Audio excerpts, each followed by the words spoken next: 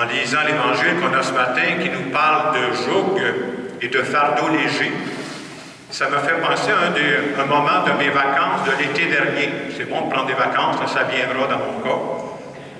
L'été dernier, j'ai fait un petit voyage organisé en autobus. Vous savez, vous asseyez dans l'autobus, vous avez juste à suivre, vous n'avez rien d'autre à faire.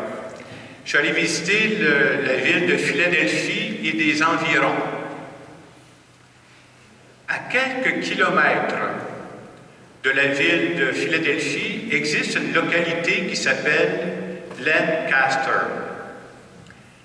Quand vous arrivez à Lancaster, vous avez l'impression de reculer dans le temps de plusieurs décennies. Parce que quand vous arrivez à Lancaster, on vous annonce qu'il y a dans cette ville-là une communauté qui vit là, ça s'appelle les... Je ne suis pas tout seul à connaître ça, les Amish. Ce qu'ils ont de particulier, les Amish, ils vivent sans électricité. Les hommes ont toute la barbe longue, là. Les vrais gars, là. Puis les femmes, ils ont toutes des bonnets à la tête. Ça vous ferait bien, c'est joli, là, c'est pas sûr, là, mais... Et quand ils travaillent la terre, ces gens-là, parce que quand on se promène dans le village, on les voit travailler, vous savez comment ils travaillent la terre, eux autres? Oh, des bœufs. Il y a des chevaux aussi, mais ceux que j'ai vus, c'est des faces de bœufs, moi, là. Alors, ils travaillent la terre, on les voit se promener avec des charrues et tout ça. Et quand c'est un petit travail, j'ai vu, j'y étais, moi, Henri, c'est un petit travail, des fois, je voyais un bœuf qui tirait là, une petite charrue. Mais quand c'est un vrai travail, vous savez ce qu'ils font? 2 bœufs. Vous savez pourquoi? Ben, 2 bœufs, c'est plus fort qu'un bœuf. C'est mathématique, ça, cette affaire-là. Mais si tu veux pas que les 2 bœufs partent dans des directions, chacun sur le bord, là, ça prend pas de chose, hein? Ils leur mettent sur les épaules un attelage. Puis il y a un nom pour cet attelage-là, ça s'appelle le... Je vois que vous me suivez. Vous êtes réveillés le matin, c'est bon ça. Le mettre ça, le joug. Et justement, ça permet aux 2 bœufs de travailler ensemble. Et ça permet de dire aux 2 bœufs de porter des charges ou de faire un travail qui serait trop exigeant pour un seul bœuf. Fin de mon cours d'agriculture.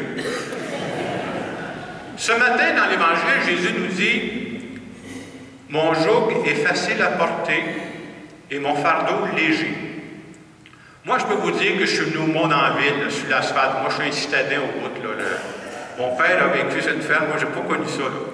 Alors moi, le joug, là, j'ai entendu ça plusieurs fois dans ma vie, mais ça me disait absolument rien.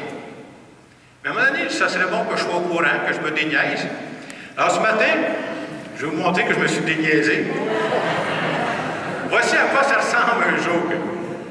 C'est comme si vous avez la partie du haut, c'est un morceau de bois. Vous avez 2 endroits, là, imaginez-vous dans les 2 endroits en bas, c'est 2 faces de bœufs qui sont là. Alors, on met le joug sur les 2 bœufs, pour s'assurer qu'ils vont tirer dans la même direction, là. Pour s'assurer qu'ils vont tirer ensemble. C'est ça le but du joug quand Jésus en parle. C'est une image dont il se sert. Et je disais tantôt, pourquoi on fait ça? Parce qu'on pourrait dire, puis c'est vrai que pour la plupart des travaux, là, pour une journée, là, un bœuf tout seul pourra faire la job. Tu n'as pas besoin de ça. Hey, tu viens de sauver un paquet d'attelages, un paquet de difficultés, hein? Pourquoi ils le font travailler quand même à 2 si un bœuf pourrait faire la journée, par exemple? Pas juste pour sauver du temps, c'est parce qu'après une journée, vous savez qu'est-ce qu'il y a? Une autre journée. Puis une autre journée. Alors, si le bœuf, pendant la journée, il se fatigue, il se fatigue, il se fatigue, rendu au jeudi, qu'est-ce qu'il fait, mon bœuf? Il est sans cœur. Alors, le fait de mettre un joug, ça permet que les 2 bœufs se mettent ensemble pour être capables de toffer la run. Parce qu'un bœuf tout seul, à la longue, il va s'épuiser, il va se crever. Et c'est un message que Jésus nous passe. C'est pas qu'il veut nous comparer à des bœufs, c'est pas ça l'affaire. Mais je trouve que le message, si vous pensez que c'était écrit il y a 2000 ans, ça, cette affaire-là, si vous pensez que vous allez traverser la vie tout seul, Jésus nous dit, attention, ce qui va vous arriver, là, vous allez vous fatiguer. vous allez vous épuiser, vous allez vous crever, vous allez vous brûler. Aujourd'hui, on appelle ça burn-out. C'est écrit il y a 2000 ans, ça, cet évangile-là. Essayez pas ça. Jésus est en train de nous dire, moi, là, je m'offre pour embarquer dans le joug avec vous autres. Là. Vous ne tirerez pas ça tout seul. Là. Je m'offre pour que je puisse traverser la vie avec vous, que je puisse tirer vos fardeaux avec vous. Là. Faites pas ça tout seul. Ayez la sagesse, ayez l'humilité de demander de l'aide. Je suis là pour ça. Je suis votre compagnon de vie, pas de temps en temps, tout le temps. Je suis toujours prêt à vous aider.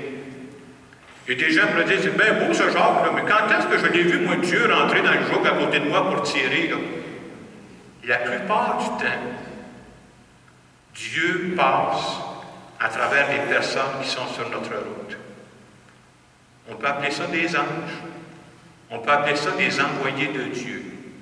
Ce sont des personnes que Dieu met sur notre route pour éviter qu'on s'épuise.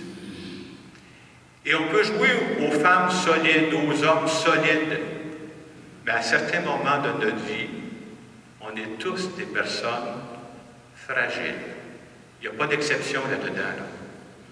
Et on pourrait dire, ouais, c'est bien beau de croire que Dieu est là pour nous aider, mais où est-ce que je peux trouver le bon Dieu? Là? Je ne le vois pas, moi, le bon Dieu.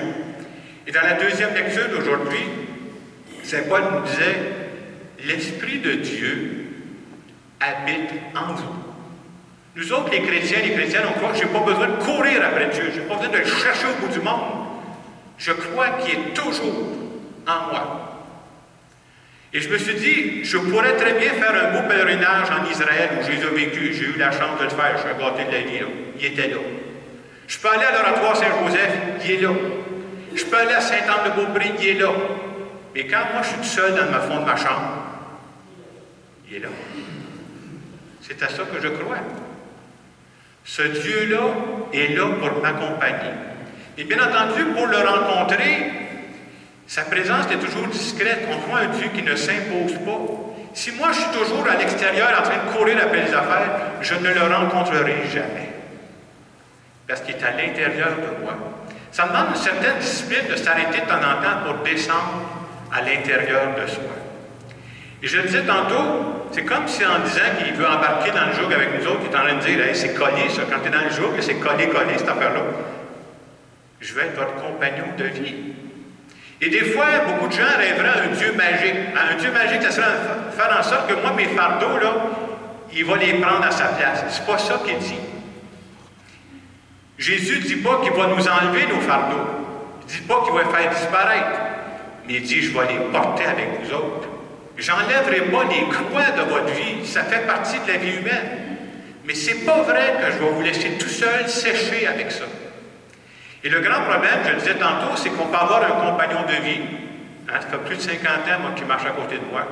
Puis peut-être qu'il y a des grands mots, il me semble que tu n'avais rien à me dire. Hey, il est là, il veut m'aider, puis je ne demande pas d'aide. C'est un peu frustrant, hein? Et ce matin, on se fait dire, c'est quand la dernière fois que j'y ai demandé de l'aide, puis j'y ai fait confiance, là?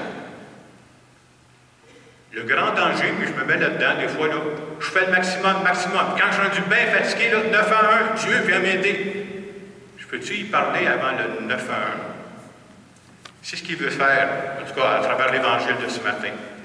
Alors, ce matin, à travers cet Évangile-là, moi, ce que je suis venu dire à Dieu, puis j'espère que c'est ce qu'on veut dire à Dieu, moi, en tout cas, j'ai choisi dans ma vie de ne pas vivre ma vie tout seul. C'est drôle, je suis un célibataire, moi, que je vous dis ça. J'ai choisi de ne pas vivre tout seul. J'ai choisi de croire qu'il sera toujours là. J'ai choisi de croire qu'il mettra toujours des personnes sur ma route pour m'aider. Et je veux lui dire ce matin, je veux que tu embarques avec moi. Là. Je veux monter dans le même jour que toi, là, parce que je ne veux pas être seul à tirer. Là. Puis je suis sûr que si on fait équipe ensemble, on va réaliser des choses que moi, je ne penserais jamais que je serais capable de faire tout seul, de toute façon. Alors, ce matin, en continuant notre célébration, prenons la peine de dire à Dieu, je veux que tu sois mon compagnon de vie, pas de temps en temps, je veux que tu sois mon compagnon de vie tout le temps.